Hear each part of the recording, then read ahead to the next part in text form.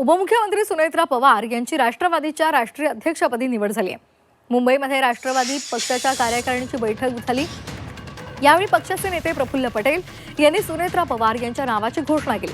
बैठकीमधील सदस्यांनी हात वर करून सुनेत्रा पवार यांच्या नावाला सहमती दर्शवली। त्यामुळे अजित पवार यांच्या मृत्यूनंतर त्यांच्या पत्नी सुनेत्रा पवार या राष्ट्रवादीच्या राष्ट्रीय अध्यक्षा बनल्या।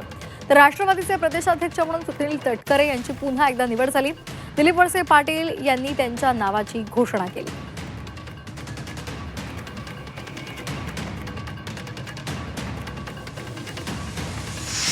कि हमने अजीत दादा पवार की जगह पर अब हमें राष्ट्रीय अध्यक्ष का चयन करना है, इसीलिए आज का ये राष्ट्रीय अधिवेशन बुलाया गया है। मैं अपने ओर से अजीत दादा का एक 35 साल से ज्यादा पुराना एक साथी, भाई, मित्र होने के नाते और पार्टी का राष्ट्रीय कार्याध्यक्ष होने के नाते, इस पार्टी का संस्थापक एक सदस्य होने के नाते मैं अभी प्रस्तावित करना चाहूंगा कि श्रीमती सुनेत्रा अजीत दादा पवार इनको राष्ट्रीय अध्यक्ष हमारे राष्ट्रवादी कांग्रेस पार्टी का चुनकर देना चाहिए।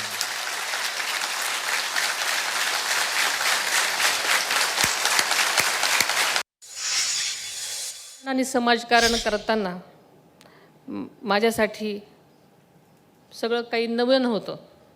आदरणीय दादांसारख्या वादळासोबत मी 40 वर्ष संसार केलेला आहे। त्यामुळे पक्षाच्या राष्ट्रीय अध्यक्षपदाची जबाबदारी अत्यंत कठीण असली तरी तुम्हा सर्वांच्या पाठबळामुळे आणि तुमच्या साथीनं अजिबात अशक्य नाही, याचा मला विश्वास आहे।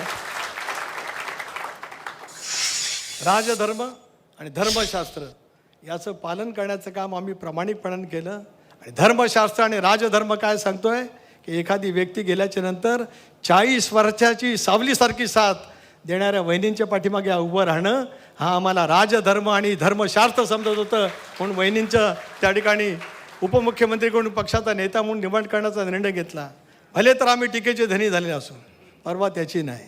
अजूनही कोणाला पैसे देऊन ट्रोल करण्यासाठी जी टीम करायची असेल ती करावी, पण आमची नियत साफ आहे। आमची निष्ठा दादांच्या चरणी होती आणि उद्या सर्व आयुष्य वहिनींच्या सोबत राहत महाराष्ट्र घडवण्याचं काम आपल्याला पुढच्या कालावधीमध्ये करायचं आहे।